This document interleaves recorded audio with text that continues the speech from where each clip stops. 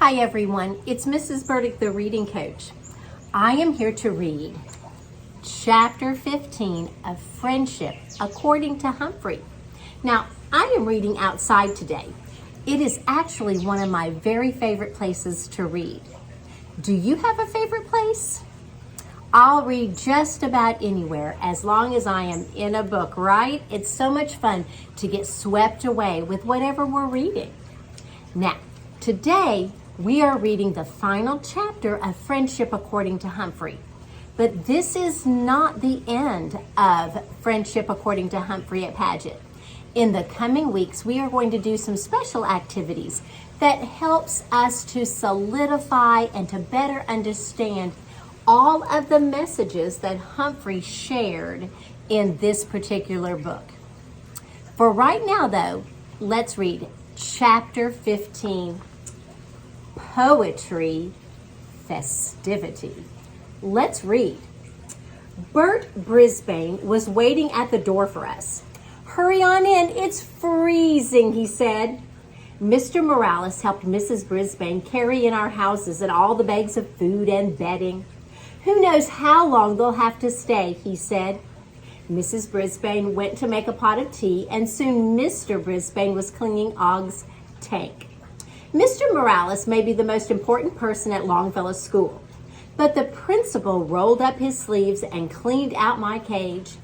He didn't even complain about what was in my potty corner. He did wear gloves and washed his hands afterwards. "This is a good lesson for all of us," said Mrs. Brisbane as she brought in a tray of steaming cups of tea, a plate of cookies, and some yummy pieces of broccoli and lettuce for me. "If you decide to have a pet, you have to take total responsibility." Mr. Morales munched on a cookie. "I think they took responsibility for themselves. How on earth did such small creatures knock down that big bag?" "I was wondering about that too," said Mrs. Brisbane. "I think it was teamwork." "A frog and a hamster? Never heard of such a thing," said Bert. "I sure wish I'd seen those two," he smiled and he shook his head. "I always knew that Humphrey was sharp as a tack, but now we know there's a lot going on in Og's head too." Boing! Og croaked and he lunged at the side of the glass box. Mrs. Brisbane chuckled. "Oh, he's feeling better. Looks like he wants to play a game of leapfrog." Leapfrog is a game? Had I been wrong about Og since that very first night? Instead of trying to scare me, he wanted to play? Like Mr. Brisbane, I wasn't sure what went on in Og's head, but he had some good ideas like rescuing me. He even had another sound he could make. Nobody knew it but me, and that made me feel kind of special, like a friend. The sun came out that afternoon, and so did the snow plows. While the yards were still covered with snow, the streets were clear and cars traveled freely again. Across the street from the Brisbanes, two children built a snowman. Inside the Brisbane house, I was more than happy to run mazes and play hide and squeak with Bert for old time's sake. Og watched from his glass house, but said very little. By Monday, the roads had improved enough to go back to school. Thank goodness, because the Poetry Festival was coming up Friday, and there was still a lot of work to do. Some of the students had worked on memorizing their poems or writing them out at home over the long weekend. Most had not. Garth Tugwell had changed poems 3 times. On Monday, he changed again. Mrs. Brisbane sent him to the cloakroom to memorize his new selection. Mrs. Brisbane surprised Kirk by asking for his help. "You've been a lot better lately about knowing when to be funny and when to be quiet," she said. "Now I need your help. We don't want this poetry festival to be too serious. We want it to be fun. Would you introduce the poems for us?" Kirk's whole face lit up. "Sure. Be sure to make it funny," she told him. By the end of the day on Tuesday, the bulletin board was covered with illustrated poems the students had copied out. Along with the edge of the board were cut-out pictures of famous poets, from Longfellow to a guy named Shakespeare and a lady named Emily Dickinson. Late in the day on Wednesday, my classmates finished their Valentine boxes. What they did with ordinary cardboard boxes was excellent. Some of them were covered with red hearts, glitter, and pieces of lace. Others were covered with buttons and lots of paint. Garth's had a big dinosaur on the side. Miranda's mailbox had cut out pictures of her family, pasted her mom, Dad, Abby, Amy, baby Ben, and yes, Clem. Tabitha's mailbox had pictures of basketballs, footballs, and soccer balls glued across the outside. Then, surprise! Mandy presented Og with a green box with pictures of frogs and insects all over it. And AJ gave me a box covered in golden, furry-looking material. It wasn't real fur. I checked. As nice as that was, I felt sad, because no matter how many Valentines I received, there was no way I could make Valentines for everyone in the class. How could I let them know how much I valued their friendship? I was still feeling low when Aldo arrived Wednesday night. He was in an unusually good mood. "It's a beautiful evening, gentlemen, and I have good news to share with you," he announced as he wheeled in his cart. "I could use some good news, Aldo," I squeaked back. "Boing," added Og. Aldo pulled a chair up next to my cage. Instead of pulling out his lunch, or a treat for me, he pulled out a piece of paper. "Behold, my first grade from college, a test in psychology." I wondered if he was in class with Natalie, the babysitter. "My grade, as you can plainly see," Aldo held the paper up to my cage, "is an A. Can you believe it, buddies?" "3 cheers for Aldo," I squeaked as I hopped on my wheel for a joyful spin. I haven't shown this to Maria yet. I'm saving it for her Valentine's present, along with some flowers and candy, of course.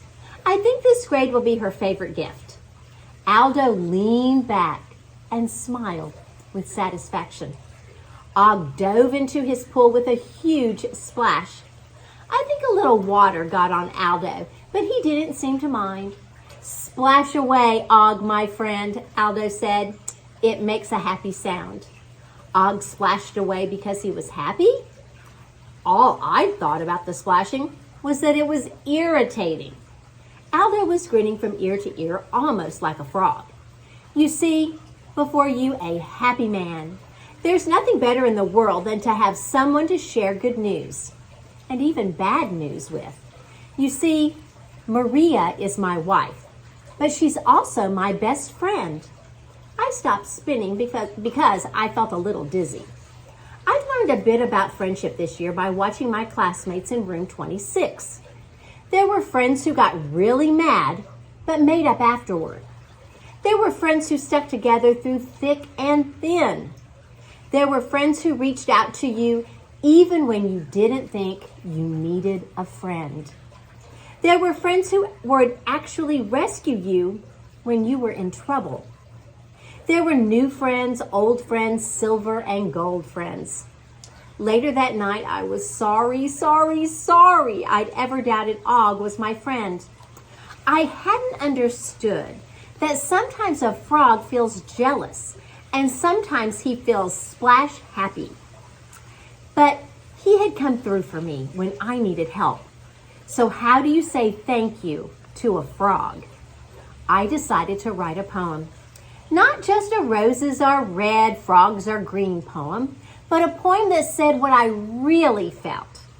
I pulled out my notebook and I started to write. The next day was spent rehearsing for the poetry festival and straightening up the room. Boy, those kids' tables can get pretty messy. I didn't pay much attention. I was hunkered down in my sleeping nest, writing my hamster heart out. Friday was Valentine's Day and everyone was excited.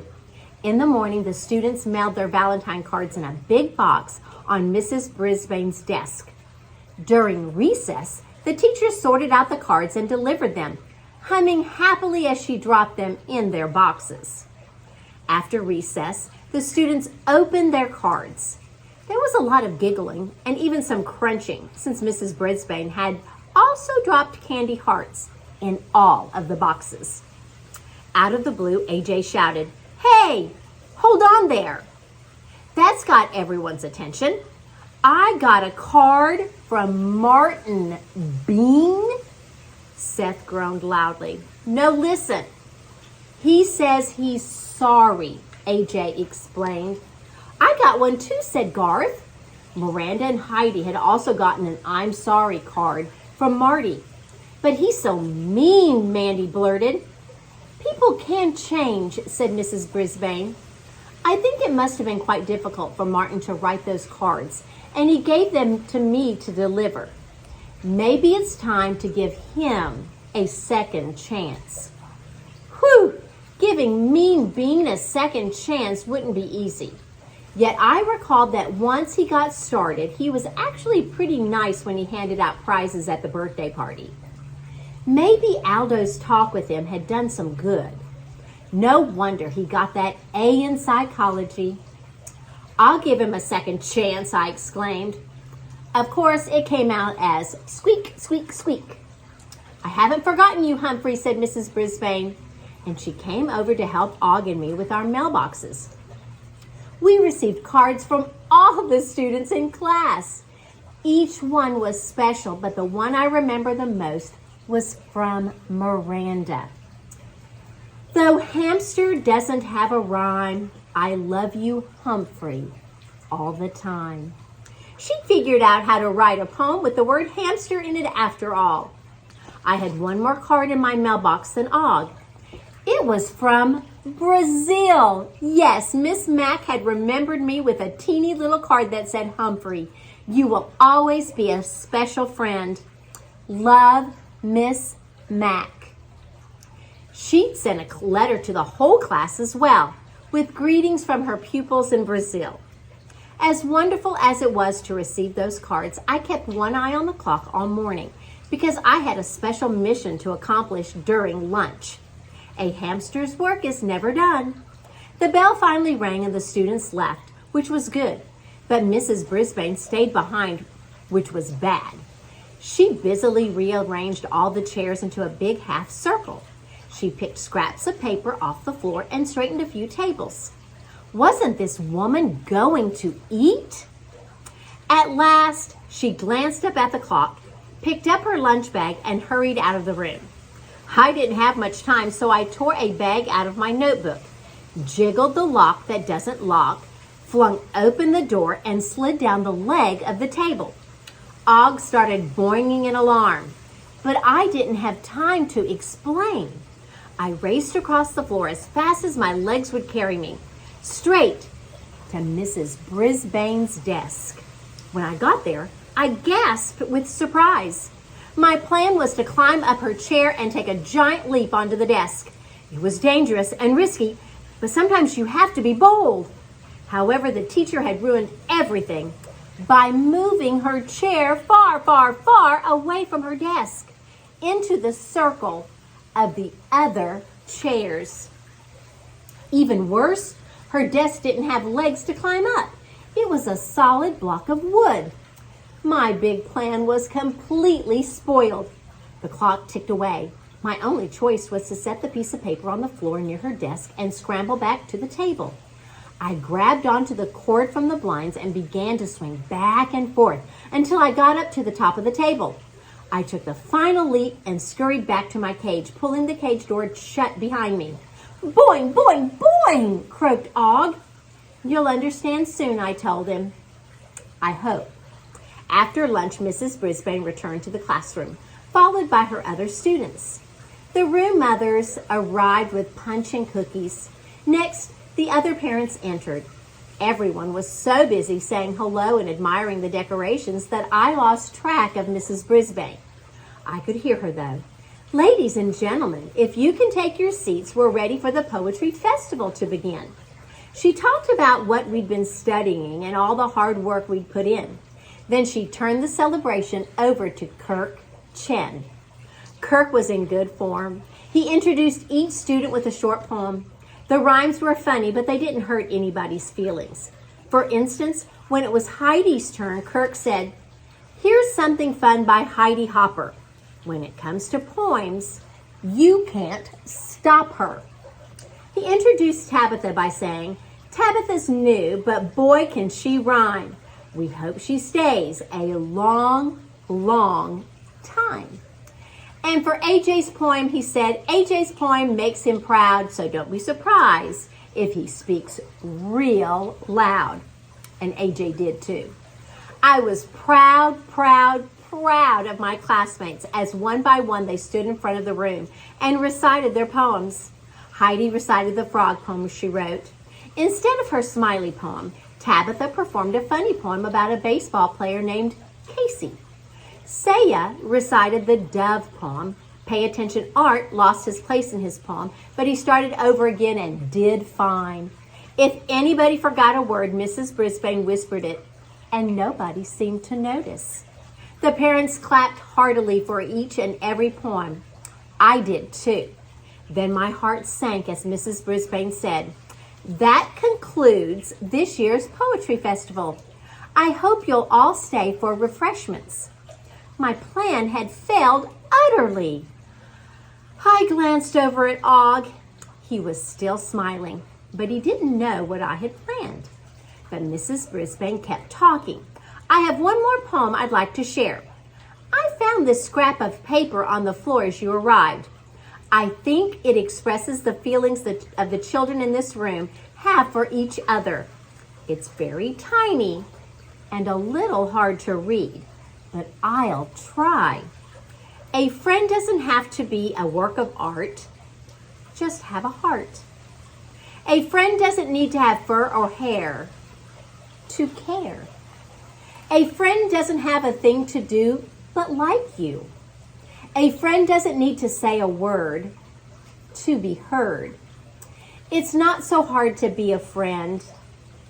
In the end, the room was silent until Heidi's mom started the applause and everyone joined in. There's a scratchy kind of scribbling at the bottom. "I can't make out the name," said Mrs. Brisbane. "Would the pupil who wrote this like to stand up and identify him or herself?" I was standing up all right, and I squeaked at the top of my voice, I wrote it for Og. It's my Valentine to him." "Sounds like Humphrey knows who wrote it," Mr. Golden joked, and everybody laughed. Everybody except Og. "Boing, boing," he shouted, hopping up and down. "At last I have gotten through to him." And now I knew exactly what he was saying.